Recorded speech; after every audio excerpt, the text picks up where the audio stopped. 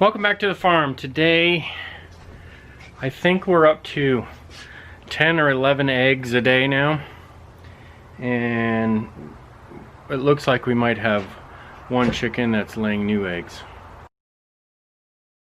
And the reason I think that it's laying new eggs is because it's kind of funny colored. And it's got this extra, it's kind of a little bumpy on the egg. It's not quite right, so this tells me that this chicken is probably whichever one it is, because we don't watch our chickens enough to know which one lays an egg, but it looks like this one is just a new egg, and the chicken hasn't quite figured out how to do the egg process yet.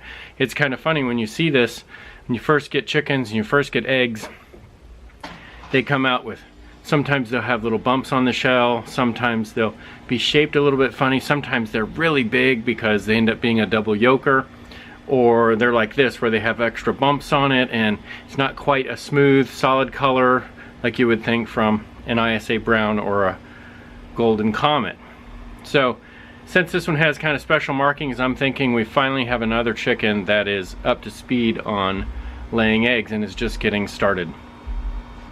So pretty soon we should get probably should get 14 eggs a day, and then it's going to hit winter time. So I'm going to try a method of preserving them that I saw using hydrated lime in water buckets, and they're supposed to stay, some people say up to 2 years, but about a year you can keep eggs. So as they're not laying as many eggs in the winter time, we'll have some that are preserved. And this is not like my grandparents did it, but probably my great-grandparents. So we'll see how that works out. The ELB is just getting home from her ride. She just finished up the quarantine challenge and spent some time with her parents, so that was a good day.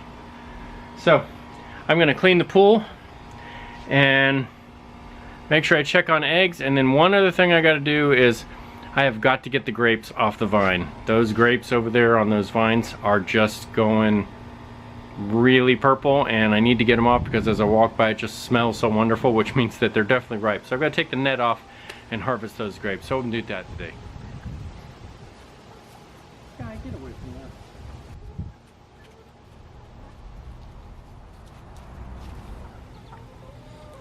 Look at these grapes. I wish you could smell them. They smell so good.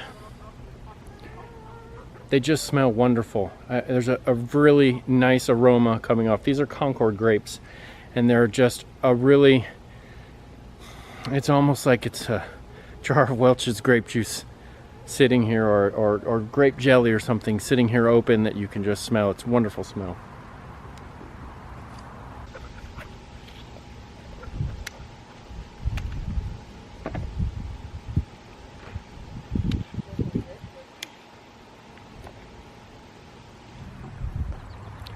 So what I'll do is I'll harvest this whole bush here, this whole vine, and then we'll go inside and I'll show you how to grind it up and make some juice. I did all this stuff last year, but I don't know that I was recording it at the time.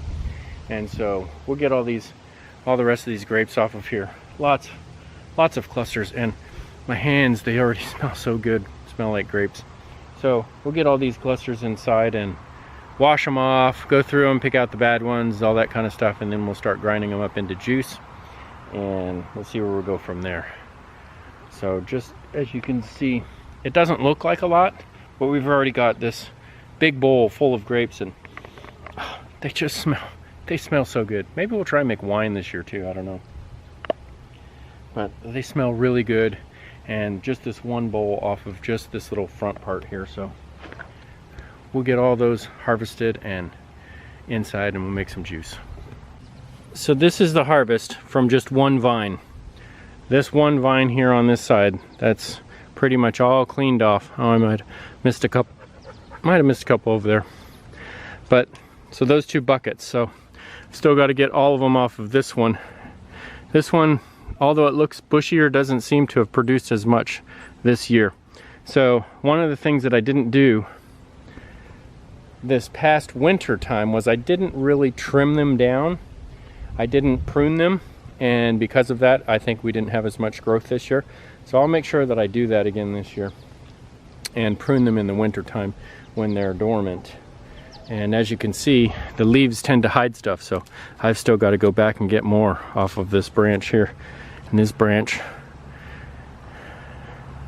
So I'll be doing a good inspection once I get all this done to make sure I got them all.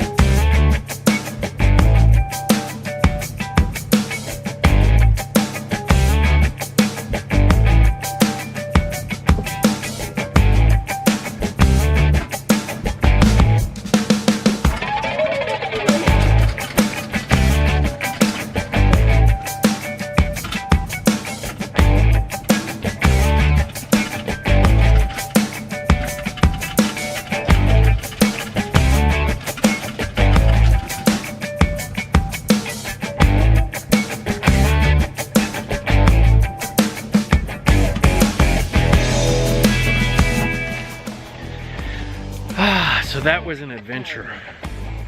This year's grape harvest was not like it was in the previous years.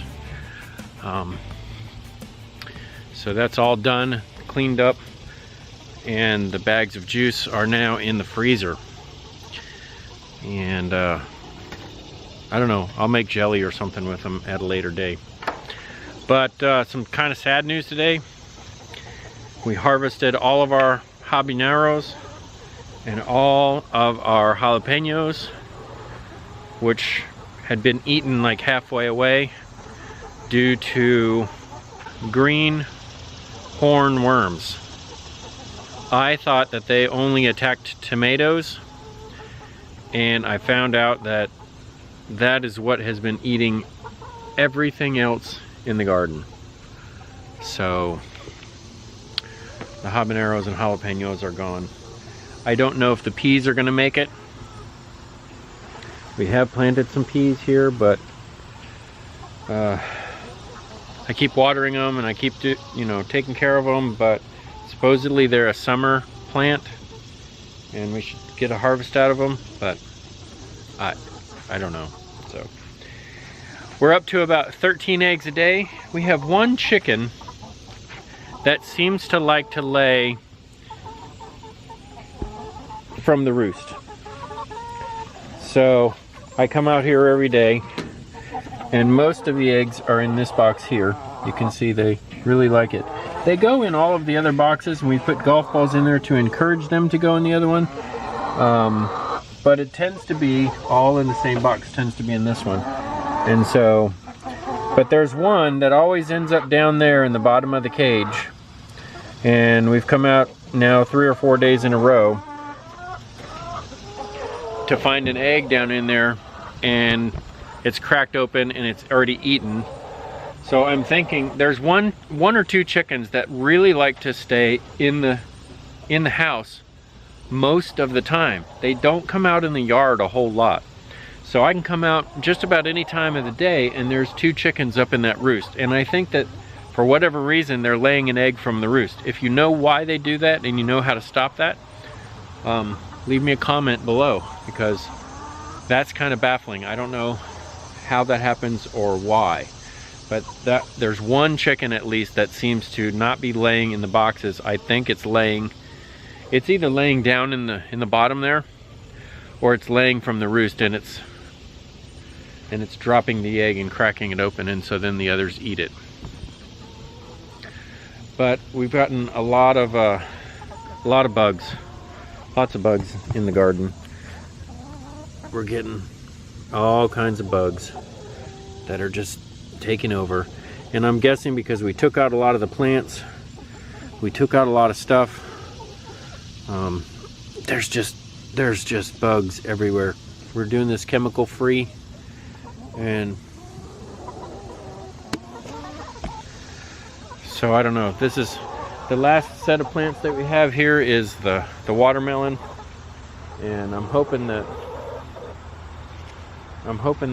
some of these watermelon will survive. We ended up getting 2 watermelon actually that we have inside. So we've got to crack open that other one and eat it. But we've eaten one and they were really good, but it's hard getting them to the point of maturity because they end up with black spots on them. They start to rot, or the plants get eaten. See, like these here, something has attacked the plants.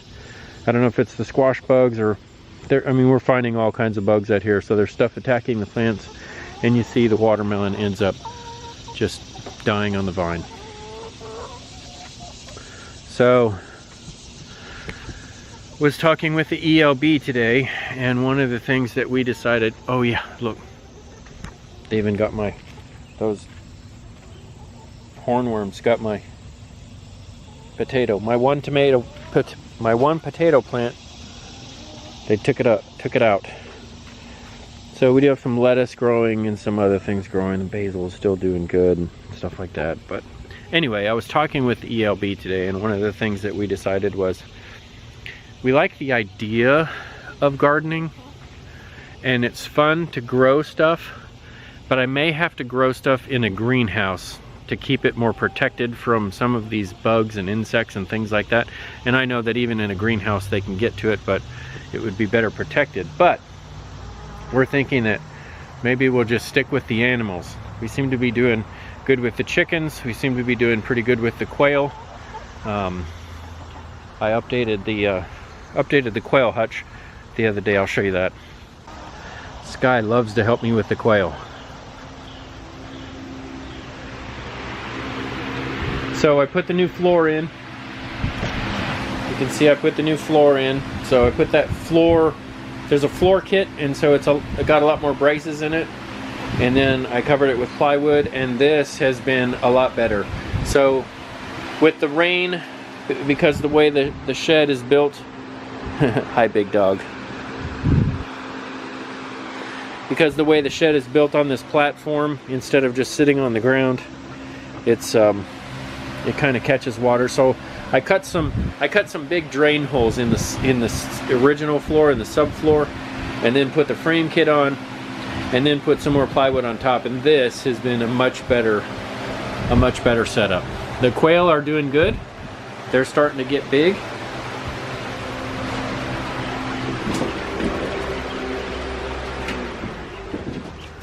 Turn the fan off for better audio, but the quail are starting to get big. They still kind of freak out when I open the pen. But this looks like our set of girls up here. As far as I know, these are the girls. They all have spotted breast. And these are the boys down here. And they mostly have clear chest. Monday, so this is a Saturday. Monday they will be 6 weeks old or 5 weeks old. I have to go check again. So I think I have a problem with one of my waterers because I'm getting a lot of moisture in the bedding down there. So I don't know if they're spilling water or if I got a waterer that's leaking. I'll have to look into that. But even if it's leaking, it would leak off of the edge down here. So I guess they just make a mess with their water too, like they do with their food. So pretty soon I will be able to take all this extra wood that I put in here out of here, and they'll start laying eggs.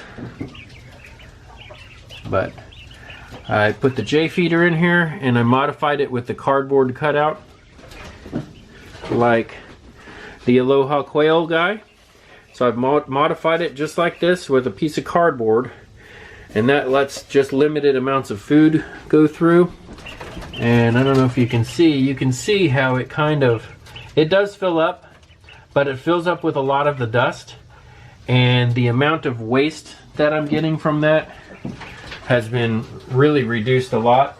They still put a lot of waste in the tray, but it's a lot of the really fine dust instead of the crumbles. You can even see the food comes with a lot of dust in it already. So they're still eating a lot of food, and they tend to eat all those birds.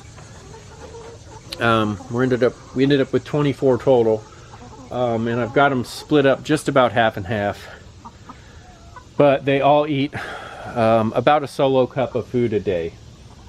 So that's not too bad, so that should be good. So that's the updates.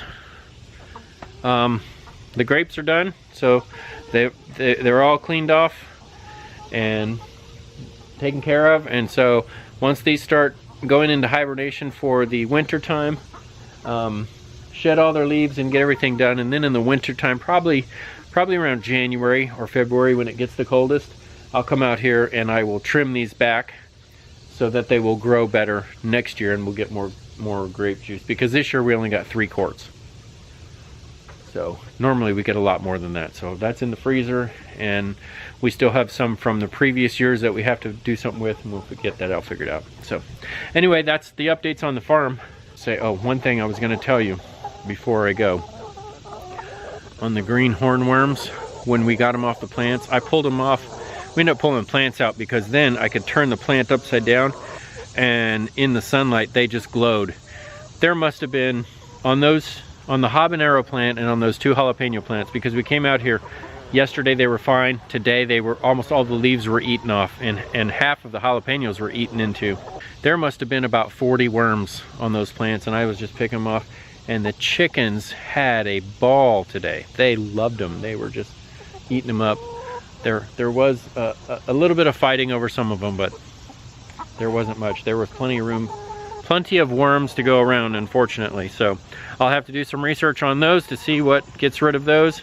And then I'll have to see where we're gonna go with the garden next year.